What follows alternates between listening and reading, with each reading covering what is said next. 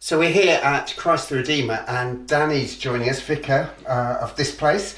Danny, I wonder if you could just tell us a little bit about what the project was all about. What were your hopes and dreams going into the project? Yeah, so the project ran for 3 years, from 2021 to 2024, and the idea of the project was specifically using sport as a means to be able to engage children and young people in their local community, sharing faith, gathering them together to explore that, have lots of fun in the midst of that as well. Their hope was that at the end of it, or through that process, we'd see people come to faith, make significant spiritual sort of steps in their journey towards faith. And so that was the hope at the beginning of the project, and I'm pleased to be able to say we were able to see that in different ways over those 3 years. I just wonder whether you'd be able to share some of the things that you've noticed, some of the impact that it's had locally, perhaps for you as well as for the parish and the church. It really brought together a whole cross-section of young people from the local community. Some who were previously not engaged with church, some who were, and some were on the fringe, and drawing them in more and more. As I say, some people came to faith and made significant steps along their way in that journey. Some of them are still on that journey now, and that's great that we're able to continue to support them.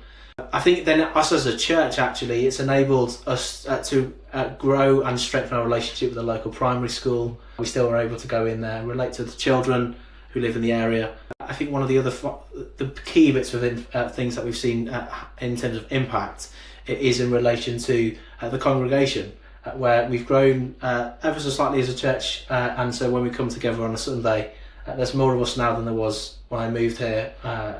Multiple different sort of internal, external, community-facing ways that we've been able to see the impact.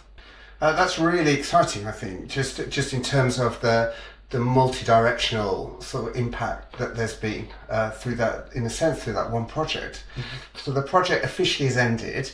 Mm-hmm. You're looking beyond now about what the future is for sort of vision, strategy for the church. Our 3 prayers over the 5 years coming is that we would grow deeper in our discipleship with Jesus, that we would strengthen our community engagement, and we'd create a culture of faith sharing. And we're doing that with 3 priorities about growing, caring and sharing. And that's across all ages, which from the youngest to the oldest, which may continue to involve sport as a means by which we enable people to come together in different ways.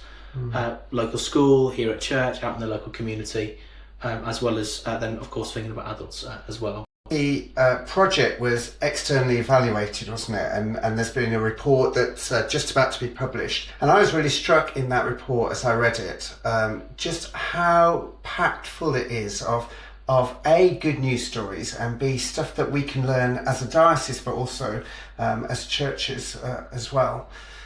If there was a church that was thinking that they'd like to explore further mission through sports ministry, what sort of advice, what would you recommend? The first thing I would always say is actually pray. Pray as a church to sort of see, God, where's the opportunity on our doorstep or in our parish? What's their opportunity? And actually also look what's within you as well as a community of believers. Who amongst you are their particular interests or experience or passions that people have? If someone's really passionate about table tennis and they've got a lot of expertise or even an enjoyment of that, that might be a good place to start, rather than trying to get everyone to do football or run a marathon.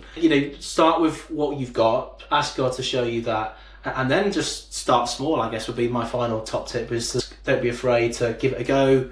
Just that open-mindedness and flexibility. Always hold them before God and say, here's what we've got, here's what we're seeing, and so allowing sort of God by his Spirit to lead and guide as you explore this. Danny, thanks so much for your time, for your willingness to share the journey that you've been on. Really appreciate it. Thank you. Thank you for coming.